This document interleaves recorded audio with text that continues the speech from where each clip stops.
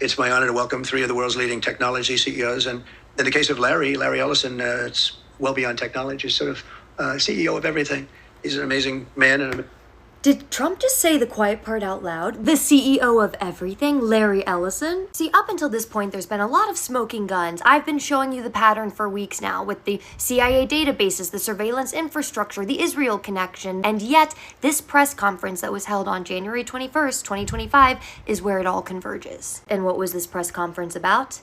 Project Stargate. Before I go into breaking all of this stuff down, this is part of an investigative series that lives primarily on my Substack with all of the sources and documents for further reading attached. The Dre dossier, the link is in my bio, so you should go subscribe there. Many of you will recall that January 21st, 2025 is Trump's first full day back in office, and this is a pretty big announcement to be making for his first real full day in office. At the White House, there were three men that stood together to announce the formation of a new company that was called Stargate, LLC. The LLC is very important here. You have Sam Altman, the guy who made ChatGPT. You have Masayoshi Son, who runs one of the world's largest investment firms, and Larry Ellison, the founder of Oracle, the guy you've been learning about since the beginning of this series. And their plan was to invest $500 billion to build massive AI data centers across the US and around the world eventually. Now, when I first watched this back in January, a couple of things stood out to me as just feeling off, right? Trump called Larry Ellison the CEO of everything, which is kind of a red flag.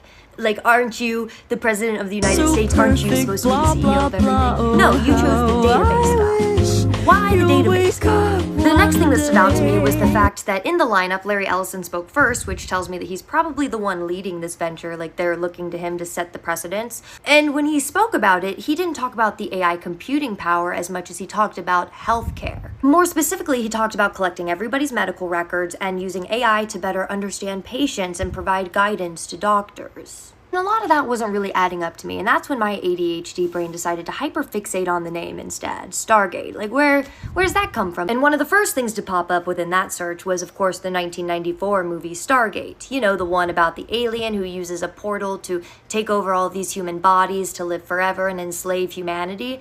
That movie. Interesting symbolism there, don't get me wrong, but that felt just a little too, I don't know, on the nose for what I was trying to find out here. Like, for someone like Larry Ellison who worked with the CIA, that just felt a little too obvious. So then I refined my search to ask if there was any other Stargates before 1994, just to see what would come up, and what do you know? I came across these declassified documents that talked about a Project Stargate that was a very real project that the US intelligence program used back in the 1970s. And according to these declassified documents, the Project Stargate investigated psychic phenomena, primarily remote viewing, to gather intelligence information. The project sought to use paranormal abilities like telepathy and clairvoyance, spurred by the concerns over Soviet psychic research.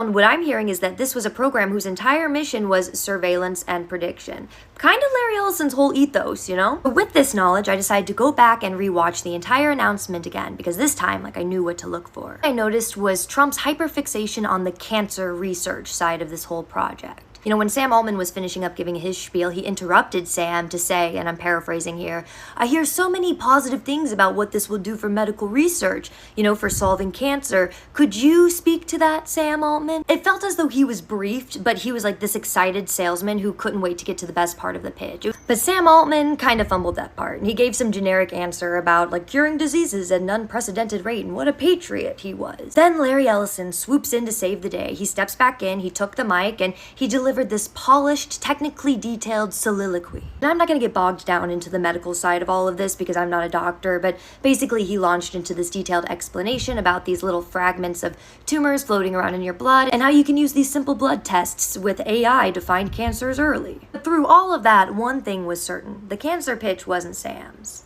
It was Larry's. And with no doctor in sight for miles, it was clear that this was not a pitch for the scientific community.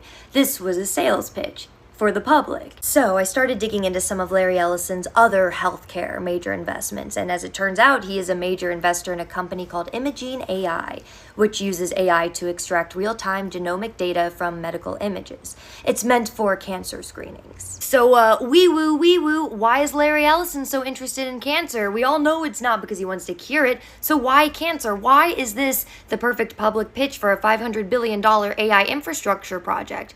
Why is he personally investing in this side of healthcare? And the closer I looked, the more clearly I realized that the answer is in what cancer sequencing actually does. Like when you learn about what these tools like Imagene can actually do. When Larry Ellison talks about these liquid biopsies, those simple blood tests where you can find cancer potentially early, he's talking about a process that requires sequencing in the DNA fragments within your bloodstream. What I'm learning from reading these scholarly articles is that it's not just looking for these few cancer markers within your bloodstream, it's analyzing the entire human genome. And that's where a company like Imagene AI comes in, because their entire business model is using AI to extract real-time genomic data from the biomedical images. But the thing is your genome is a biological blueprint to you. It's a password you can never change. It's permanent. It's like a barcode for just you. And maybe you're saying like, all right, cool story, bro, but that's almost certainly data that's protected by HIPAA, right? I mean, that's my medical information. They can't just do whatever they want with it. To which I would say absolutely.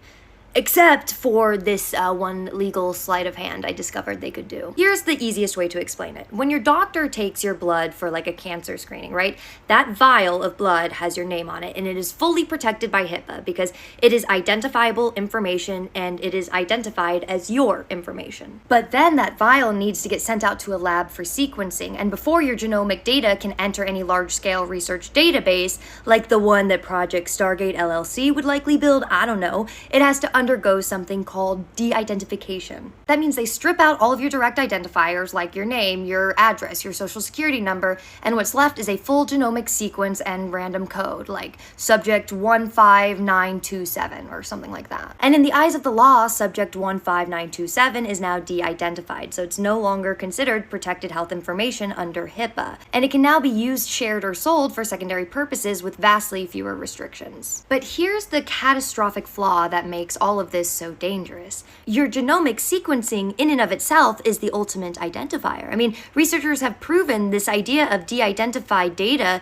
is becoming more and more of a fantasy, especially as AI gets more and more advanced. And for decades, this kind of mass re-identification was theoretically possible, but practically very difficult and very expensive to do. But of course, with AI, that's all changing. I mean, the same machine learning tools that are capable of finding a cancer cell are perfectly suited for finding you. AI can process millions of genomic records instantly, cross-reference them with public data from like your biotech wearables, from genealogy sites, social media, even voter rollouts. I mean, you'd be surprised how much info all of these sites have on you. So I guess what I'm kind of getting at here is that, if the old Project Stargate from the 70s was originally about, remote viewing and being able to predict your enemy's actions, but that eventually the project was dropped because the science behind it was unreliable and it just wasn't advanced enough to be able to do so, then I don't know, maybe it's entirely possible that the new Stargate has found a way to fulfill the original mission just with more scientific certainty. And think about it, it has AI trained on a global database of your DNA, which is permanent, but also your family's connections because genomic linkage is not always voluntary,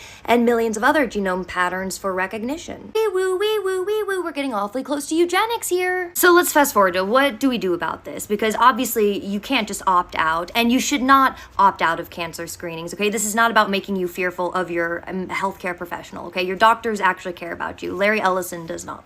And we can't just hope for better regulations because the very loopholes are built into the foundation of this law. I'm thinking that our best bet, and I don't say this lightly, is we need a new constitutional amendment. I think it's time. The Fourth Amendment doesn't help us here. HIPAA doesn't help us here. We need to move into the new day and age of our data being this readily accessible and findable with these AI tools. Now, I know that's a bit of an unpopular opinion with this current administration who doesn't like to even pretend we have a constitution, but for everybody else out there, all right, everybody else that's working alongside the administration, we have to establish in the highest law of the land that our biological data, our DNA, our biometrics are no longer considered just data. This has to be considered an extension of our physical person. Like, it's entitled to the same core protections as our bodies physically, kind of like how my body, regardless of if you know my name or not, has laws that protect it because it's considered a human body. Therefore, there are laws you can't break. That's the same thing. The point is, this is not a partisan issue, okay? This is for all of us, every single person watching this video, okay? And they clearly have a timeline, right? The data centers are being built now. The database will be populated between now and 2029. So we better get moving on something here.